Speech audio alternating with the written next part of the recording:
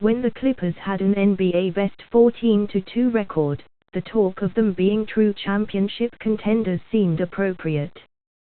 But it was a mirage.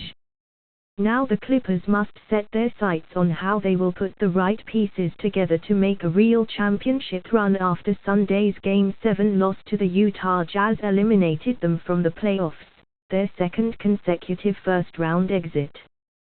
Chris Paul, one of their leaders, was asked after the loss at Staples Center what the Clippers must do to get over the hump.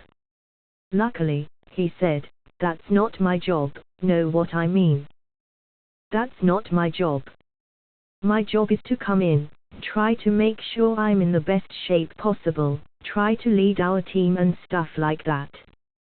That's not my job to maneuver who's here and who's there. It's not going to be easy from a financial standpoint and from the number of players the Clippers may actually have to add to produce a quality roster. It's possible that the Clippers will have to acquire as many as 6 players this summer. They currently have 11 under contract for next season, but the dynamics of players being able to opt out of contracts and the retirement of Paul Pierce could change those numbers.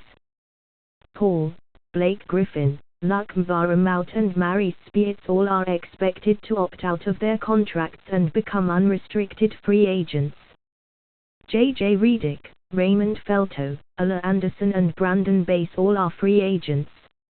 According to NBA executives who were not authorized to speak publicly on the matter because of the sensitive nature of talks, Paul and Griffin are expected to re-sign long-term contracts with the Clippers. Redick, however, is expected to sign elsewhere for a lot more money than the Clippers can afford, according to the same league executives. If Griffin and Paul re-sign, as expected, the Clippers still would have DeAndre Jordan, Austin Rivers, Wesley Johnson, Jamal Crawford, Bryce Johnson and Diamond Stone under contract. Mbah a Moute could also re-sign with the Clippers if he decides to opt out of his contract, leaving 9 players from the current team. The Clippers can use the early bird exception to sign him for 175% of his previous salary of $2.2 million.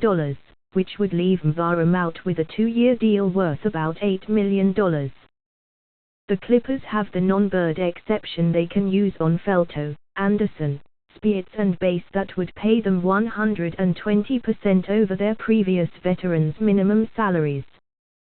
The Clippers do not have a pick in the June draft, so they can't replenish talent that way.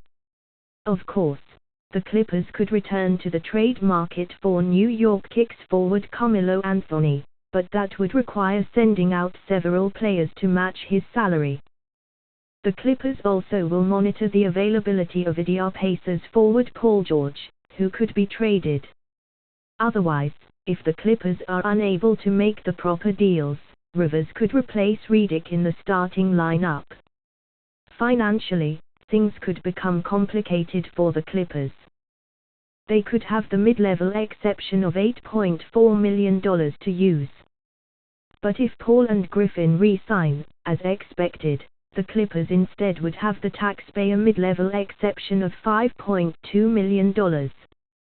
The Clippers could split either of the mid-level exceptions on 2 players. They can use the veterans exception that can be up to $1.6 million for a player with 10+ years of experience. But doing business with free agents in today's NBA can be costly.